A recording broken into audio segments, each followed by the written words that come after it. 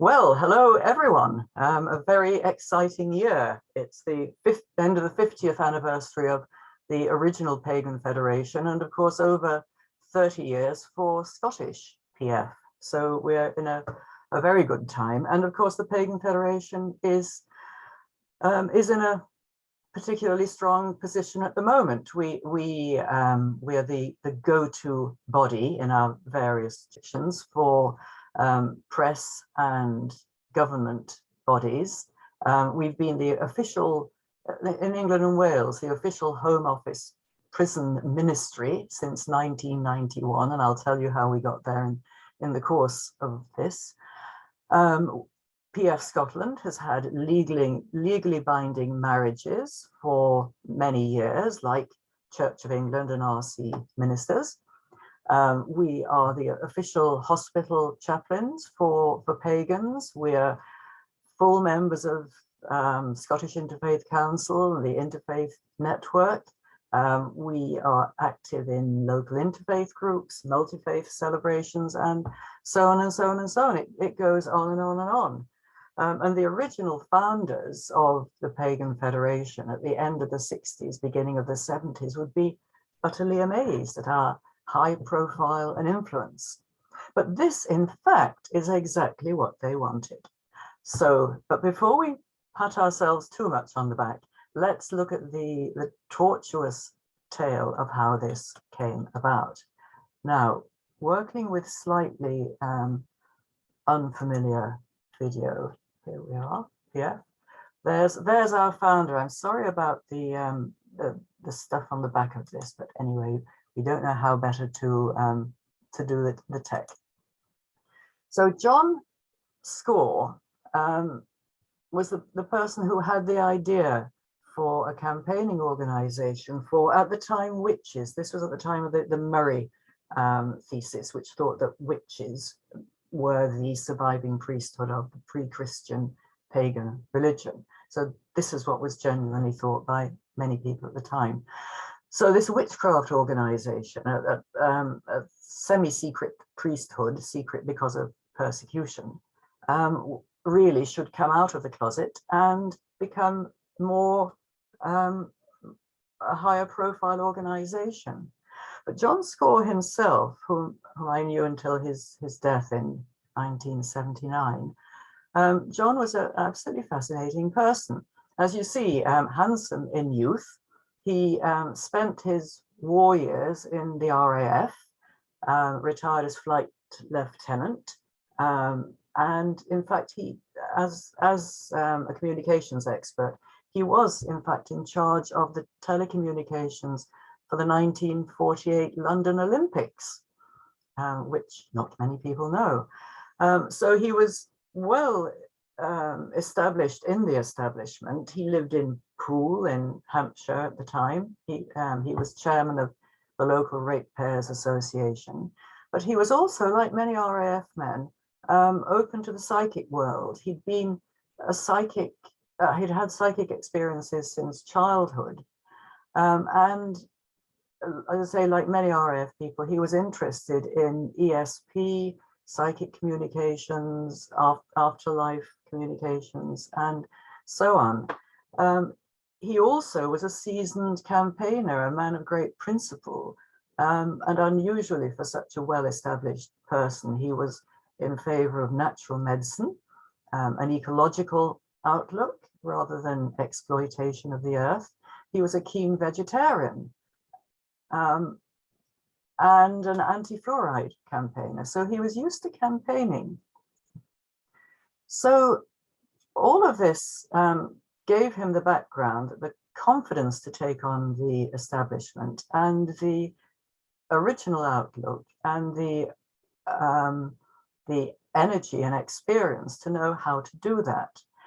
So let's see, let me see how he got there with some more background. He became involved in the 1960s in something called the Witchcraft Research Association, which is the only witchcraft association that Ronald Hutton said at one point to have had a black tie dinner. which it had, at which Doreen Valiente addressed them. So the people in the Witchcraft Research Association were Freemasons, ex-members of the Golden Dawn, various traditional witches, Gardnerians, including Doreen, quite a wide mix of people. And this organization held occasional meetings and so on. So through this, John was put in touch with somebody you might have heard of, Ray Bone, who was a very one of Gerald Gardner's high priestesses, who was a very prolific initiator. This would be around 1964-65.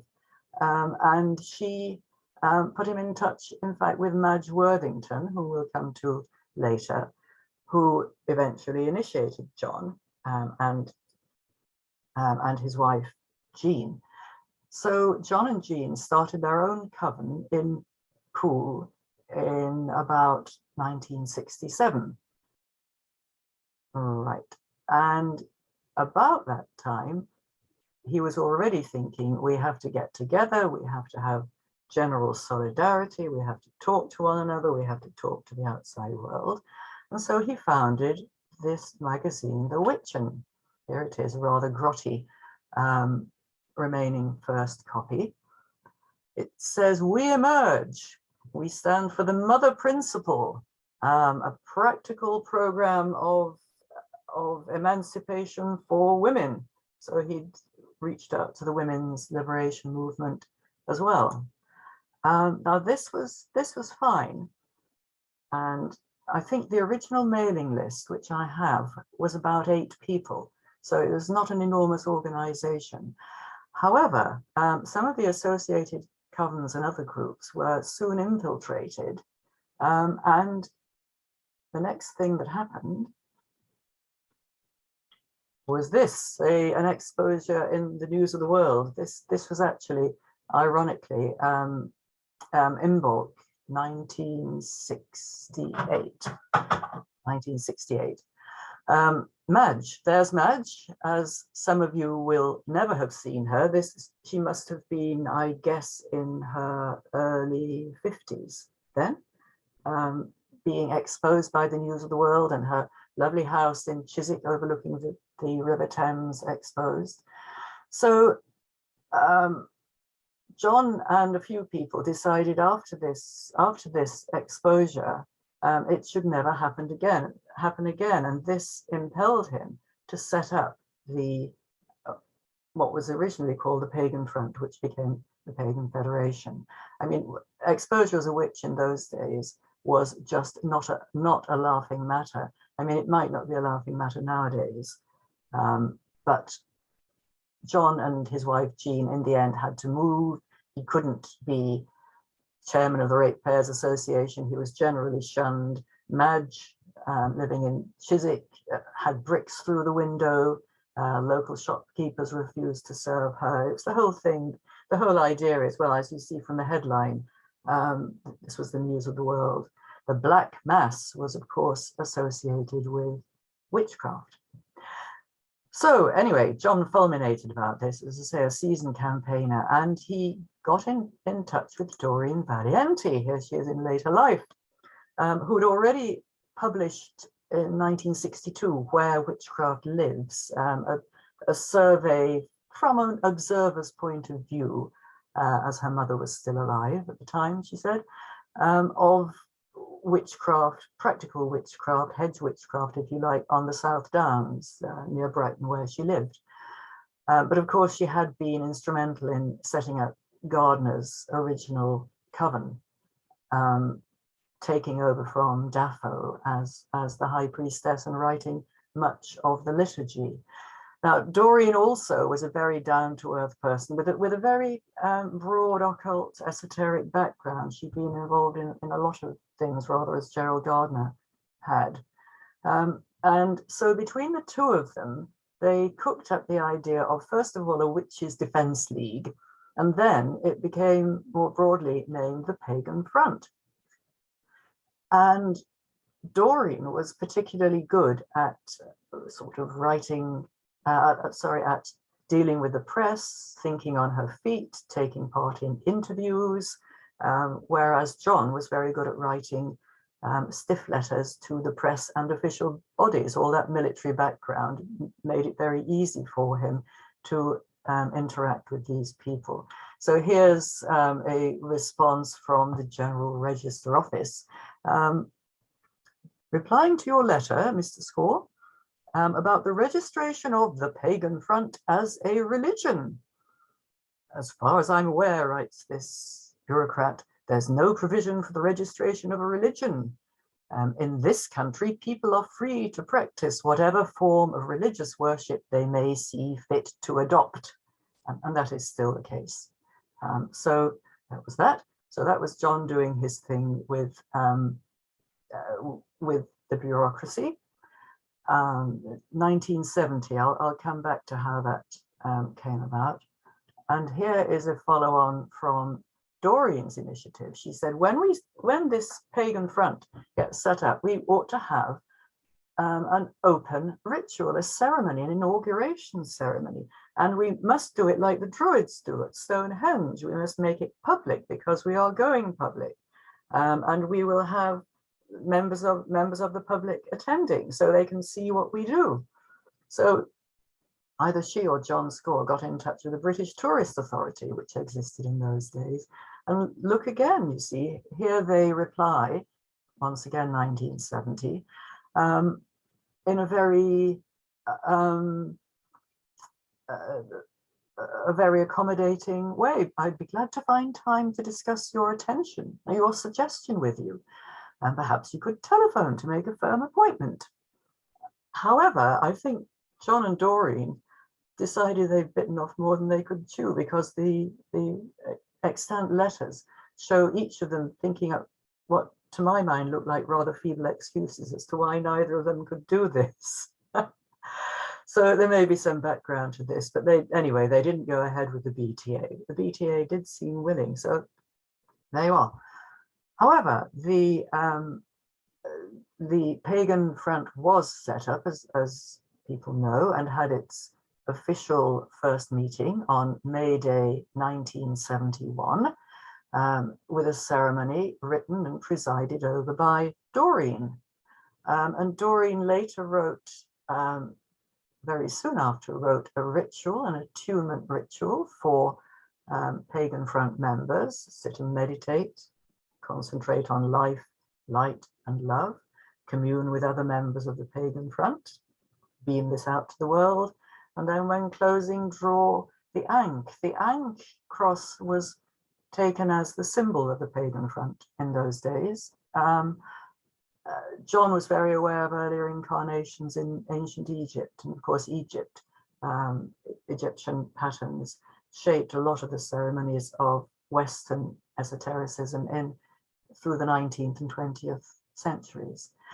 So there is her. So there's the Pagan Front beginning. It had another meeting at midsummer. It set up local groups to introduce genuine seekers to the craft, which again is still seen as the priesthood of the old pagan religion. People would meet in a coffee bar or in a pub, carrying a rolled up copy of the WICCAN or whatever in order to be recognized, and were sort of vetted by the local organizers, much like today, really, and introduced, if appropriate, to a local group. So this all seemed to be going very well. But meanwhile, the sensationalist press was still picking up on the behavior of a different witch. Here he is. And Alex had a talent for sensational publicity. And the Pagan Front people thought that a great deal of this had gone far too far. And things like claiming he had gained hundreds of thousands of pounds by black magic, etc., etc. So it was thought that something had to be done, when in fact an MP, what was his name, Gwilym Roberts, Labour MP Gwilym Roberts, decided that he wanted to reintroduce the Witchcraft Act, which had, of course, been abolished in 1953. So it was legal, of course, to be a witch, to call oneself a witch, but Gwilym Roberts wanted to reintroduce this benighted act. Very bad news. So Doreen went into operation. Doreen contacted him, and eventually, just wait for it, this would be about 1971 or 2, Doreen actually arranged to take tea with Mr. Roberts and with his wife in the House of Commons. So there she was on the House of Commons terrace, explaining to Gwilym Roberts what real witchcraft was all about, and the old religion and all the rest of it. And as a result, he withdrew his bill. So that was a success. So we had the British Tourist Authority, Gwilym Roberts withdrawing his bill. This started, of course, a huge sort of pre-online print war between the Pagan front and followers of Alex Saunders and opposing camps. John had a wonderful ability to make enemies or to identify enemies and shoot them down. So he was not keen on Alex Saunders, but that is all water under the bridge. Many years have passed since then, and things are different. Things are very, very different now. So that was the usual business of any combined organization where the members start to scrap among themselves and indeed start to identify outside enemies to define themselves against. These mechanisms, of course, went immediately into operation. But the Pagan front was happily ticking along throughout the 1970s. Local groups were happening. It was a go-to place for the press to find out information on paganism and witchcraft. We got involved, I got involved by that time, by the 2 or 3 years after it was founded. We got involved in Earth Mysteries. We had a walk with Michael Dames around the Avebury complex. We were looking at the more historical and landscape sides of pre-Christian paganism, and everything seemed to be going fine. So it was that John Score died, as I mentioned, in 1969, and of course then the Pagan front passed into new hands, where I changed the name to Pagan Federation. The National Front had been very active during the 1970s,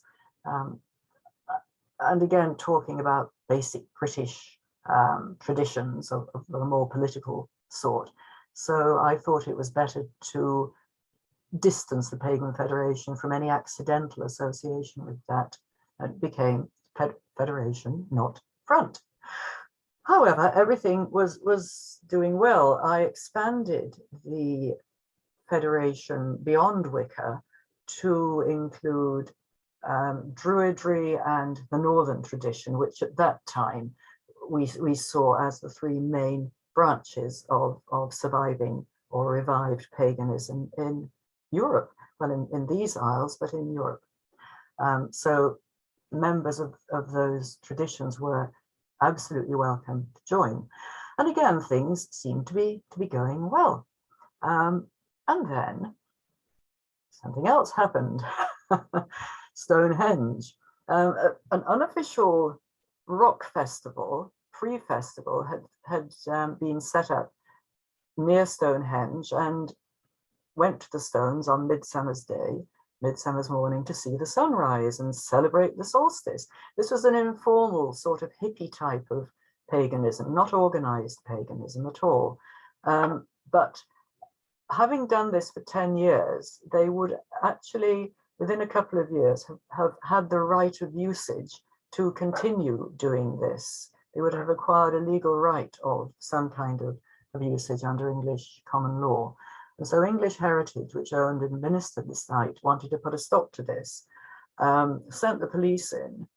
In 1984, police with great brutality and unwanted viciousness, smashed up the festival, destroyed people's camper vans, injured people. It was a dreadful thing. I think they'd been practicing on the miners' strike. It was a time of some confrontation.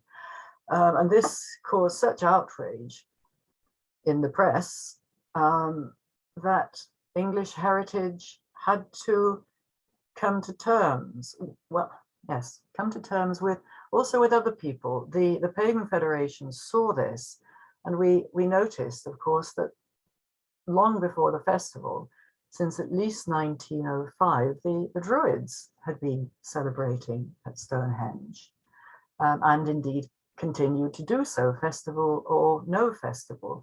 So I thought, well, here's the chance for some very good publicity and to make a change. So jumped in. This is long before the internet, making telephone calls, writing letters to government bodies, the press, and all the rest of it.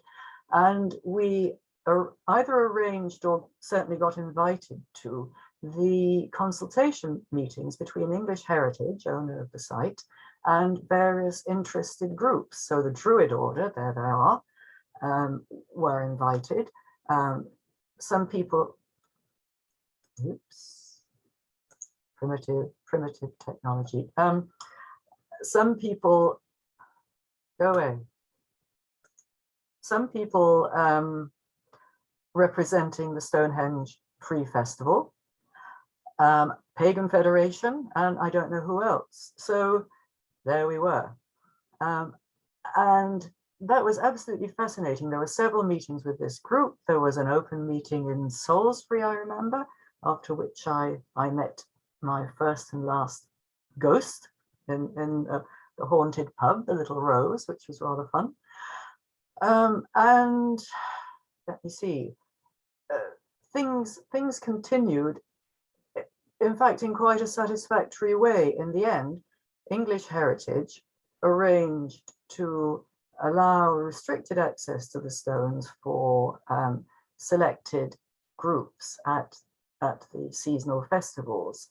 And this, of course, developed and changed, and who counted as a selected group has changed over the years. The terms of the agreement have changed. But since Stonehenge is indeed private land owned by English Heritage, they had the right to decide what should be done about it. But we were very successfully able to invoke our rights, our religious rights, under the Universal Declaration of Human Rights and Common Decency. And so this went forward successfully. So that was another success. And in fact, we'd actually worked that. It wasn't a Pagan Federation initiative, as I remember. In fact, because the Pagan Federation was still too involved with Wicca to be seen as anything other than witches, Nigel Pennick and I formed the Pagan Anti-Defamation League, modeling ourselves on the Jewish Anti-Defamation League, simply to stand up for the rights of pagans when these were being thoughtlessly or deliberately trampled all over. So it was actually the paddle. We said, never get caught up the creek without the paddle. It was the paddle which instituted this, but of course it was in a sense a cover organization for the Pagan Federation, which now does all this anti-defamation work itself. So there was a triumph, and again things settled down a bit in the 1980s. Here are some more druids. Whoops. And that is the next thing. So Pagan Federation doing fine. Yeah. 1988, the Association of Christian Teachers was starting to get a little bit upset about Halloween. The popular childish celebration of Halloween had been imported from America. When I was young, as a child in the 1950s, we still had Mischief Night in the north of England, and usually rather rough young men would go around sort of daubing gateposts with white paint or setting off firecrackers and generally causing mayhem, settling old scores with neighbours. This was the 31st of December thing. So I guess a secularization of the bad spirits coming out the night before All Saints' Day. But this vernacular tradition didn't really exist very much in the south of England, but Americans introduced the very lucrative festival of Halloween with kiddies' toys and gifts and trick or treat in the 1980s. So anyway, Association of Christian Teachers said that this is worshipping the forces of evil. So again, Pagan Federation got busy on this, and we designed a leaflet, a lovely artwork by Nigel Pennick,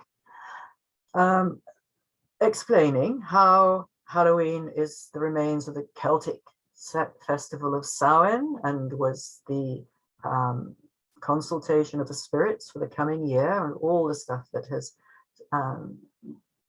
become much better known now, and how it was anathematized by the church as a remnants of the old religion, which of course were devils, the old religion being seen as devilish quite improperly, and how we explained in the little leaflet how it was rather good for children to face these boggles and demons and fears in a safe and playful way, coming to terms with their own fears. And well, we didn't say incorporating their own shadow side, but that's the kind of thing that went into that pamphlet, something rather more consumer friendly. So that was another of our initiatives, fighting against a sort of minor problem, which wasn't really very great. And then more positively, 1989, what's now Earth Day was and had been brought in again from the United States in the early 70s, the WICCAN being involved with the Council of Themis, which was set up in the 1970s, early 70s. As when we'd set up the Pagan Federation new committee and were getting ready to have the organization that it is today, in the late 80s, one of our people, another gifted artist, Jill Davis, decided we should adopt Earth Day. This would be a very good focus for the Pagan Federation. We are, of course, an Earth religion. So this is the poster for 1989. Very good. So everything seemed to be ticking over happily. There was a greater historical awareness of pre-Christian religion and how it developed, how it was incorporated, how it died out. There was a much broader cosmopolitan understanding of other religions of a similar sort elsewhere in the world. So everything seemed to be going well. And then the American evangelicals got on the trail. This interestingly is our new format, WICCAN. This one is what Samhain 88. Yeah. And our editor there, very interesting chap, again looking at the rather traditional background of early witches in the 50s and 60s. Our editor moonlighted, so to speak, as defense correspondent for the Daily Telegraph. But anyway, we had a wide range of people. So we weren't all Starhawk type militant women's liberation, militant socialists. There was, as in any religious organization, a pretty wide spread of all kinds of political beliefs. However, back to the fundamentalists, some fundamentalists in the States had got it into their heads that satanic ritual abuse was going on. And that this, of course, was carried out by all the people that fundamentalists don't approve of, including witches. So Harry carried this in the WICCAN early on, but again, it was over in the States. It was a bit sensationalistic. It didn't touch us here, but it really got going in 89. And we learned from our American contacts. You'd have to see the small print to see where this is relevant. One of the American magazines, exactly where this was coming from. So very difficult time because once again there was a real danger that the Witchcraft Act would be reintroduced. I'm looking for my notes. And an MP called Geoffrey Dickens, a Conservative MP this time, anti-witchcraft comes from right across the political spectrum, wanted once again to reintroduce the Witchcraft Act. He claimed to have a dossier proving the existence of a whole ring of satanic pedophiles and child murderers, and this got extremely serious. The Pagan Federation sprang into action, lots of phone calls, lots of letters, lots of TV interviews, doing lots of TV and radio work.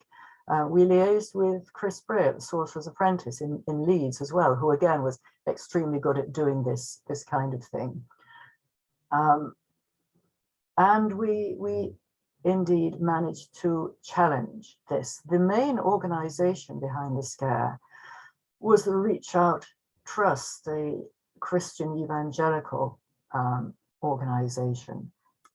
So we took care to work with social workers and the police, as well as MPs and the press, to show that their claims were completely unfounded. There were two problems really with what they were claiming. One was that the people allegedly committing child murder and all kinds of nefarious activities had not a shred of forensic evidence in their premises. So in the houses and the buildings, the sites where all this was supposed to have taken place, there was not a drop of blood, no remains of incense, nothing. Furthermore, with the kind help of a lady called Cheryl Mulhern, an American based in Paris, a research psychologist, it was shown pretty definitively that the children who had given eyewitness accounts of this had been subjected to extremely leading questions by the social workers and the police officers involved. Again, not with malice, but they'd been trained by the evangelicals and didn't realize that they were actually putting ideas into the children's minds. And after a while, the children just thought, oh yes, let's just say yes, make the grown-ups go away.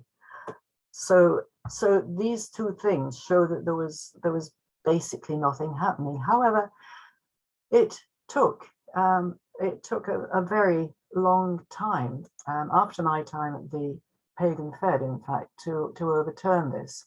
We did do a bit of counter-attacking as well. I remember being invited to be on one TV interview to talk about witches and child abuse and we call it the SRAM, the Satanic Ritual Abuse Myth. So I said, fine, and you have a vicar on for balance, won't you? Oh yes, we have a vicar for balance. Right, I said. So let me also send you the evidence for balance of Christian child abuse. These are not allegations, these are convictions. That was 1 page of 2. Remember the fax machine, fax these through. So the discussions about child abuse were quietly dropped on both sides. Another triumph by the Pagan Federation. And I mean, obviously we were picking on Christians at the time because it was Christians who were attacking us. But of course, since then, it's become known that in any organized religion, any organization, there's always the danger of abuse of power. And organized religions have become very aware of their track record in abusing their power with children in particular. So I think that the Pagan Federation decided that it actually did play some small or perhaps large part in what arose soon afterwards in the early 1990s, which was the the general exposure of first Roman Catholic child abuse by Roman Catholic priests, and then by members of officials, the priesthood in other organized religions. I think we did have some background to that. And things changed and really took off when a friend of Chris Bray's, a customer perhaps, who happened to be an IT expert, and again, this was the late 80s, early 90s, early days of IT. He worked for one of the London banks, and he was so outraged by this. He can't have been a customer of Chris's. He was just a person who was outraged by the lies being peddled and the persecution of innocent people. So he founded the Occult Response to the Christian Response to the Occult, with a great sense of humor, which with his IT connections could dredge up information, content, as we call it, from all over the English-speaking world and beyond. Orcro got sort of more sensationalist as it went along, more tabloid, let's say. But anyway, so between the three of us, me, Chris Bray, Peter Elliott, who was running Orcro, and of course other people I shan't mention, but these were the two people really the Pagan Federation was liaising with. And Pagan Federation at this time, backed up by the very efficient committee and local organizers and so on, so that this anti-defamation work could be carried on without letting the other stuff slide. So this happened, and slowly, bit by bit,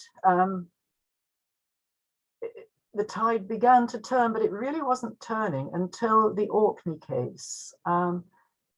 Most people accused of this child abuse were usually from the less privileged background, people who didn't have the connections or often the confidence or the educational background, whatever, all those sort of hidden assets that would allow them to pull strings and mount an effective defense. But then the fundamentalists started on the people in Orkney, and the local minister, his wife, and a few parents were accused of the usual thing, ritual abuse of children. Well, they weren't having it. They knew who to contact, and we contacted them with a third and final refutation of this satanic child abuse. I've already mentioned that there was no forensic evidence in any of the cases. The child testimonies were demonstrably coached, but while looking at this, looking around the background of persecutions, which of course have happened, heavens, from the 6th century BC Pythagoreans onwards, we realized that this actually was a case of classic moral panic. And I remember telephoning the vicar in Orkney and introducing Pagan Federation, explaining our background in combating this, speaking to in fact, the vicar's wife. He wasn't there or taking calls or whatever, and explaining about the moral panic thing and how this needed to be put before the press and the talk shows and indeed the judiciary. And I put her in touch with a sociologist who had been speaking about this, but usually only on late night chat shows. He came on board. He was able to bring other people on board, and outfits like Inform and so on. Inform was or is an organization looking at new religions and what are called cults in the tabloid sense. So bringing all these academic bodies on board, and that finally put the lid on the satanic abuse scare. So that was our big triumph. I've gone on about this for quite a while, but I was deeply involved in it. and there's an enormous amount of detail to cover about it. But this is what happened. This one actually did get knocked on the head. And interestingly, as a result of that,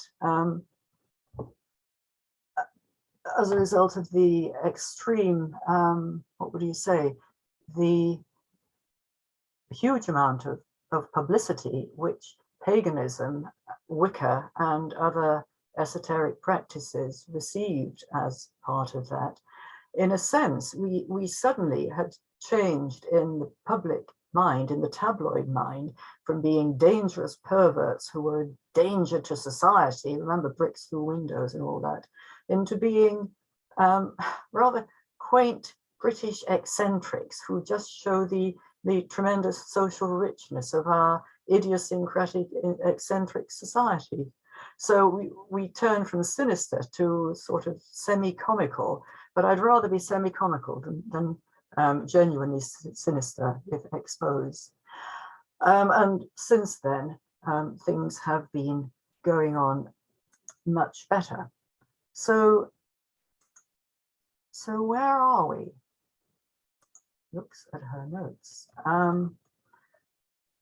So I'm coming back to the beginning where I started.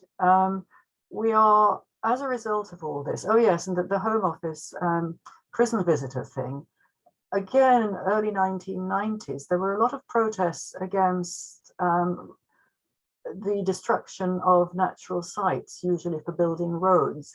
People might remember the Newbury bypass protests with a chap called Swampy, who lived up a tree for a while. And many of those people involved were pagans. The Home Office realized that people identifying themselves religiously as pagans were likely to be going to prison for this. So looked around for some organization which could give them genuine pagan ministers. And lo and behold, we popped up. Oh yes, we can help.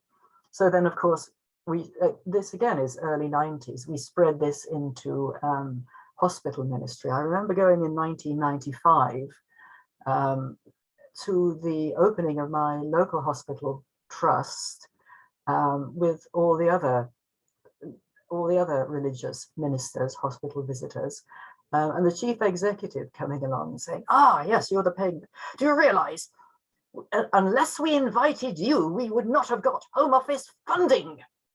He was furious. So I smiled sweetly and said, "Well, I'm delighted to help." And anyway, so as I say, things are now going remarkably well. But I guess my message is, and of course, Scottish Pagan Fed, I remember, got full membership of the Scottish Interfaith Fellowship before we actually managed in England to join the Interfaith Network. So all of our people remain very active and successfully so. It never stops, however, constant vigilance. We're carrying on running a bureaucracy. I'm the Interfaith Liaison Officer. I sort of swan around to various interfaith things and rather responsibly go represent the PF, the Interfaith Network in England and Wales.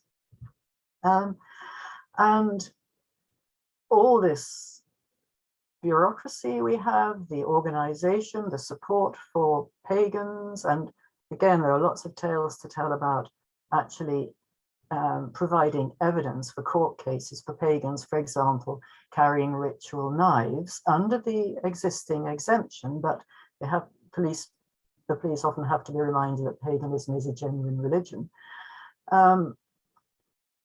All this stuff we do, but one has, of course, to be continually watchful, continually aware.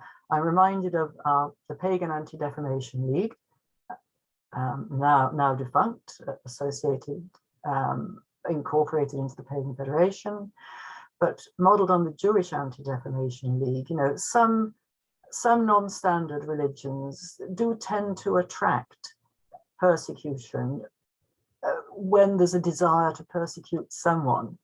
We have to remain aware and have, of course, to remain in solid enough, in secure enough touch with the whatever forces are guiding and supporting us, to know that with the broader view, we can fight the battle in practical terms and win, to the immense benefit of everybody concerned on both sides.